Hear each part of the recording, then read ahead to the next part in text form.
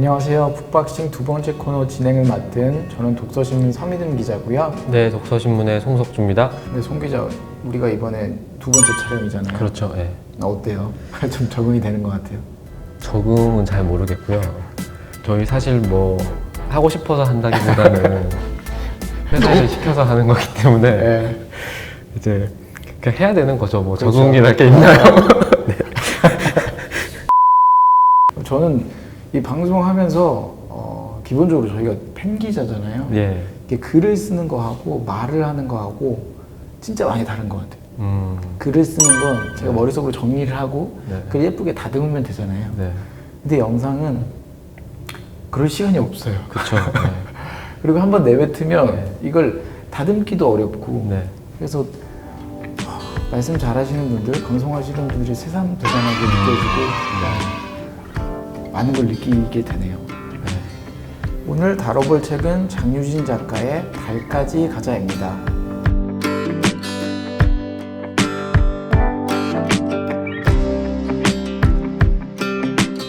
네, 장유진 작가님이 2018년에 펴낸 단편소설집 일의 기쁨과 슬픔으로 이미 많은 유명세를 치르셨죠.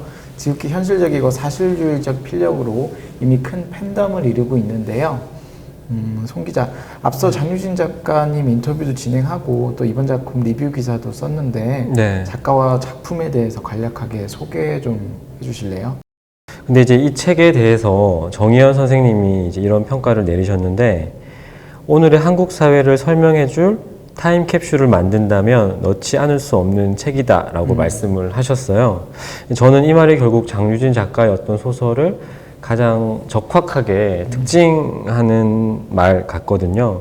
그만큼 이제 장유진 작가가 지금 여기 한국 사회를 가장 잘 사실적으로 묘사하는 작가인 것 같고요.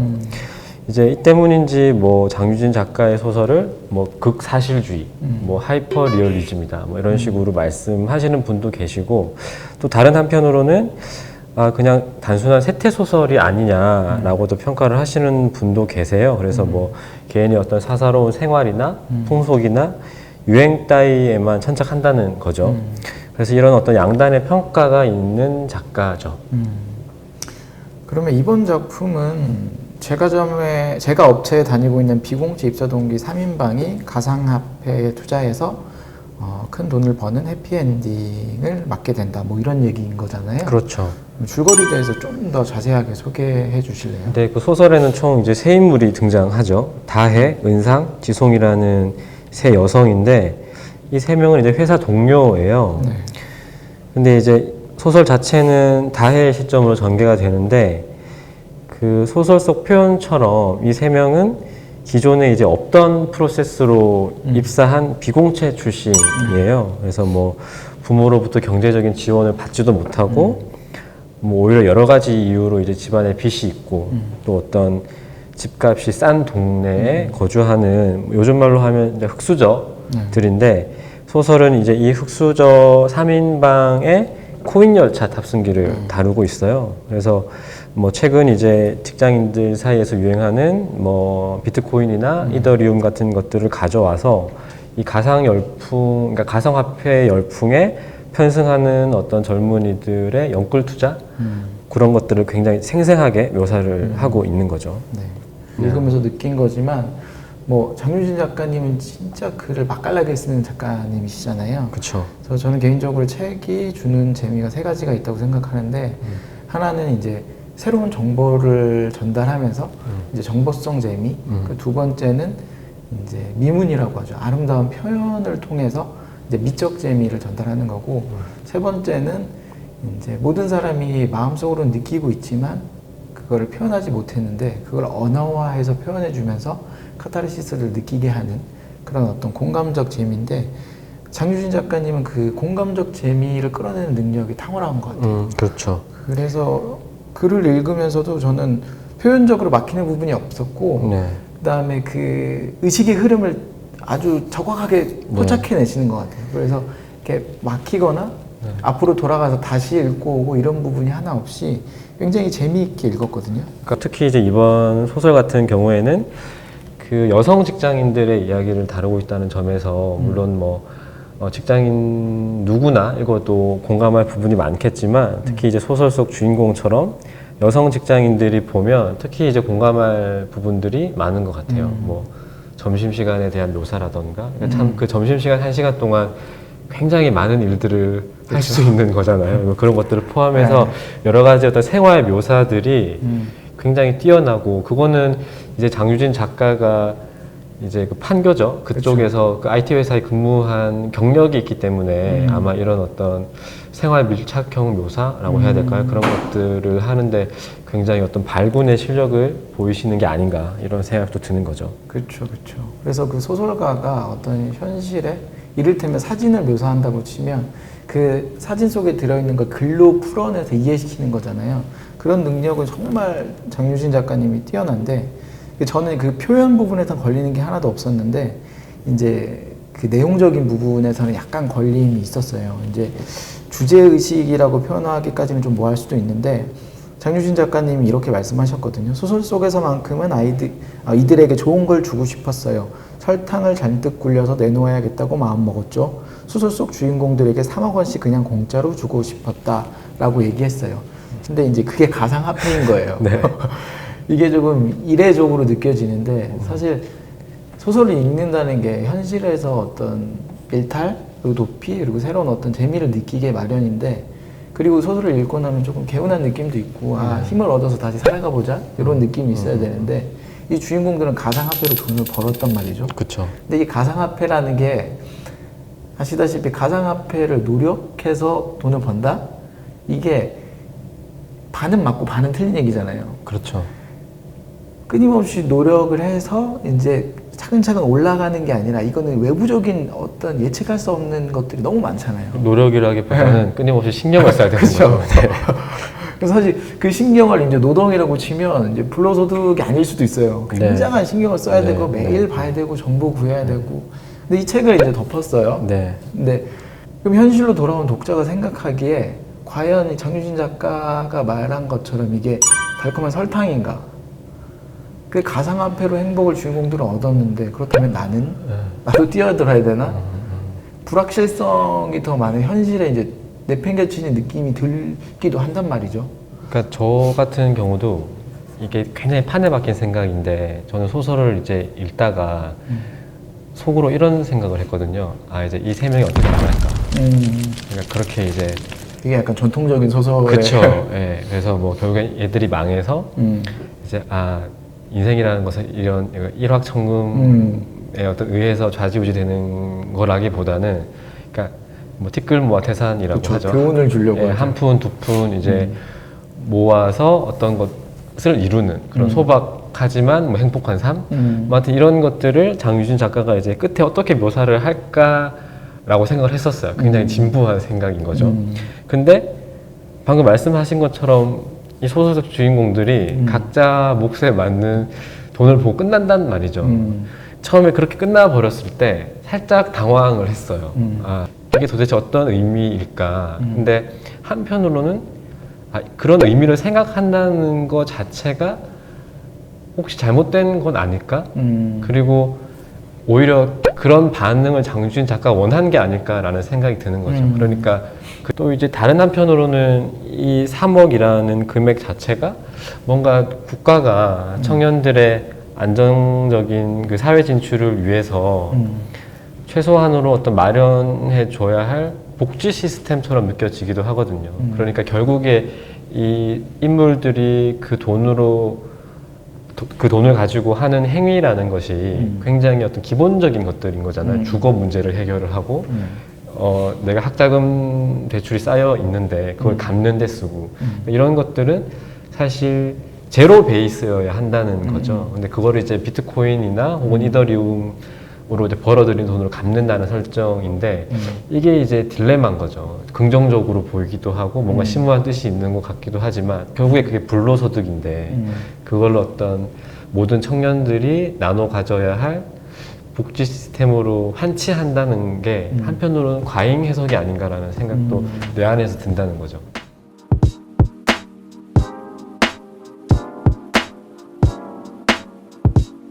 그래서 사실 이것도 과거의 어떤 전통적인 소설과의 차이점이기도 하는 것 같은데, 이 작가님이 인터뷰하신 걸 봤는데 작가님 그런 말씀하시더라고요. 그 기자가 던진 질문에 그러면 가상화폐에 뛰어들게 하는 어떤 그런 불로소득을 조장할 수 있는 것 아니냐. 그럴 때 정유진 작가님이 그렇지 않다. 소설은 소설로 봐줬으면 좋겠다라는 말씀을 하셨거든요. 그러니까 이 소설 자체가 재미있는 건 분명해요. 근데 이 재미에서 우리가 과도한 의미를 부여하면서 작가 네가 이러한 이 소설의 영향력까지 책임을 져야 한다라고 그런 의무를 부과하는 게 정당하냐라는 문제도 있을 수 있고, 그 다음에 저 같은 경우도 한 번에 책을 읽을 때 동시다발적으로 읽거든요. 4-5권의 책을 다 같이 읽는단 말이죠. 그러면 무거운 책도 읽고 가벼운 책도 읽고 하면서 무거운 책으로 너무 머리가 무거워졌을 때는 가벼운 책으로 이제 머리를 조금 식히면서 다시 힘을 얻고 읽게 되는데, 이 달까지 가자 같은 책은 책을 읽는데 에너지 소모가 많지 않아요. 네. 그래서 책을 어떤 직접 쾌락을 느끼면서도 재미를 느끼면서도 또 다른 책을 읽을 수 있는 원동력이 되기도 하거든요. 그래서 이 작품 자체가 저는 이 자체로 또 하나의 어떤 역할이 있지 않나. 근데 또 그런 것도 있는 것 같아요. 이 작가에게, 그러니까 저는 이 소설이 한편으로는 굉장히 이제 장르적인 거죠. 그래서 이제 장유진 작가의 소설을 이제 비판적으로 보시는 분들이 너무 재미만 있고 알맹이가 없는 게 아니냐, 단순한 세태 소설이 아니냐라고 평가를 하시는 건데, 한편으로 이제 저는 이런 생각도 든다는 거죠. 그런 의견에 동의를 하면서도 애초에 그 작가가 할 의도가 없었던 것을 왜 하지 않았느냐고 비판하는 것만큼 사실 무의미한 게 없거든요. 그러니까 이런 소설도 필요한 거죠. 그러니까 우리가 과거에는 그 소설가 스스로도 그랬던 것 같아요. 뭐 그 소설의 내용 안에 큰 어떤 사회적인 의제들을 담았잖아요. 뭐 거칠게 말하면은 뭐 전쟁 이후에 어떤 폐허가 된 삶이라던가 혹은 산업화라던가 민주화라던가 이런 어떤 그 당대의 시대적 과제 같은 것들, 그런 것들을 이제 소설 속의 인물을 통해서 녹여냈는데, 지금 이제 이 동시대의 독자들이 원하는 소설은 그런 소설이 아니라는 거죠. 지금 내가 어떤 집에 살고 어떤 음식을 먹고 또 어떤 차를 타고, 그러니까 나의 어떤 사사로운 일상 같은 것들이 더 소중하고, 그런 어떤 국가적인 차원의 의제보다는 내 개인의 취향이나 다양성이나 자유 같은 것들을 보장받고 싶어 하는 거죠. 근데 그런 점을 이제 장유진 작가가 굉장히 잘 파고들고 또 무겁지 않게 재미있게 파고든다는 게 가장 큰 이제 장점인 거죠. 요즘에 이 젊은 작가분들의 그 인기가 높아지는데, 사실 이걸 우리가 그냥 마냥 좋게만 보느냐 또 나쁘게만 보느냐 한 가지 시선으로 볼 필요는 없다고 보고, 거기에 대해서 비판할 점은 좀 비판하면서 다양한 시각을 가졌으면 좋겠어요. 그래서 이 소설, 사실 장유진 작가님이 1986년생으로 저랑 동갑이세요. 네. 근데 생각하는 바는 좀 다르거든요. 뭐가 다르죠? 어떻게 보면 저를 이제 꼰대라고 할 수도 있는데 저는 문학 작품에서 메시지가 있거나 어떤 깨달은 바 이런 부분을 조금 찾는 편이에요. 근데 장유진 작가님 소설에서 그런 게 없었다는 건 아니에요.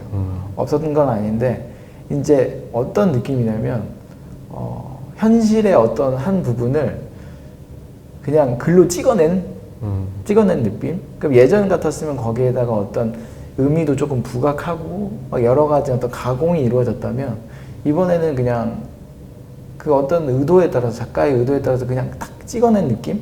그렇다고 해서 아까도 뭐 말씀드렸지만 이런 사람들이 사회적인 의제를 다루지 않느냐, 뭐 그건 또 아니거든요. 이제 이 소설에서도 아까도 말씀드렸지만 뭐 여러 가지 젠더 문제라던가 흑수저, 뭐 저성장 이런 어떤 키워드들이 분명히 녹아 있는 거고, 한편으로는 이 소설을 읽으면서 의미를 찾는다라는 것이 각자마다 다른 거고, 과거에는 어떤 그런 어떤 큰 담론이나 사회적인 메시지 같은 것들을 소설에서 발굴을 했는데, 그런 발굴 자체가 약간은 무의미해진 것도 있고요. 또 그런 것을 발굴하려는 독자들에게 작가가 약간은 좀 비웃는 것 같은, 너는 찾으려고 했지만 나는 뭐 적지 않을 거야, 약간 이런 느낌도 분명히 있는 것 같고. 역시 그런 건 있는 것 같아요. 그 개인이 어떤 추세가 되다 보니까 공감? 그러니까 공감이 최대 어떤 목적이 되는 거죠. 내가 이 책을 읽는 이유는 제 재미와 즐거움을 얻기 위함이고 또 그 안에서 어떤 객관적인 어떤 머리 아픈 어떤 딜레마나 그런 것들을 느끼기 위함이 아니라 내 마음이 위로를 받고 어떤 공감을 얻고 싶은 그런 부분이 크기 때문에 그런 부분을 요즘 이런 소설들, 이런 젊은 작가분들이 잘 충족시켜 주어서 어쨌든 이게 대세가 되어 가고 있는 거잖아요. 계속 독자의 수요도 늘어가고 있는 거고. 또 근데 저는 다른 한편으로 이제 장유진 작가가 이때까지 이제 그 소설로 다루었던 소재들이 되게 이제 직장인들의 이야기 혹은 뭐 개인들의 어떤 지극히 사사로운 생활들, 유행들 이런 것들을 주로 이제 다뤄오셨는데 한편으로는 직장인 얘기를 하지 않는 장유진 작가의 소설도 보고 싶다는 거죠. 근데 물론 이제 그런 단편 그 소설집에는 그런 것들이 꽤 있거든요. 근데 이제 본격 이게 첫 장편 소설인데 뭐 다음 장편은 어떤 것을 쓰실지는 모르겠지만 그런 어떤 직장인의 이야기를 하지 않는 장유진의 어떤 하이퍼 리얼리즘은 어떤 세계인가 그것도 굉장히 궁금하더라고요, 독자 입장에서. 그렇게 되려면 제가 봤을 때 장유진 작가님은 굉장한 필력을 갖고 계시거든요. 근데 거기에 소재가 탑재가 돼야 되는데 근데 그 굉장한 필력, 그 다음에 사진을 찍듯이 묘사하려면 거기에 대한 경험이 뒷받침돼야 되잖아요. 근데 지금까지는 거의 다 본인이 경험해왔던 거를 풀어내신 거니까 그게 가능했던 부분인데 그게 하려면 제가 장유진 작가님의 일생을 잘 모르지만 앞으로 더 많은 경험이 있으셔야 되겠죠. 근데 이번에도 솔직히 장유진 작가님이 이더리움이나 가상화폐를 해보신 적이 없대요. 그래서 이거를 쓰려고 굉장히 많은 공부를 하셨다고 하더라고요. 근데 어쨌든 배경은 직장인 거죠.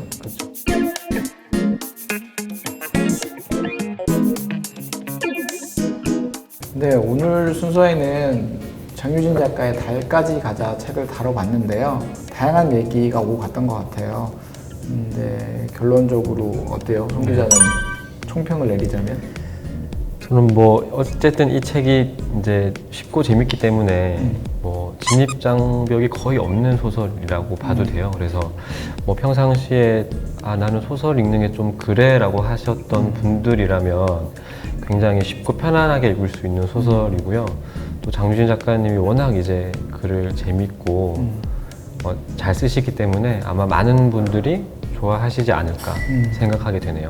이 책에 대해서 물론 비판적인 시각을 가지신 분들도 있을 텐데 이 책이 가진 긍정적인 점 그리고 재미 요소는 확실히 보장이 되는 부분이잖아요. 그렇죠. 네. 그래서 그런 비판을 하시려고 하시더라도 읽어보고 하셨으면 좋겠습니다. 여러 가지 면에서 읽어볼 가치가 있는 책인 것 같아요. 네, 오늘에는 장유진 작가님의 달까지 가자를 다뤄봤습니다.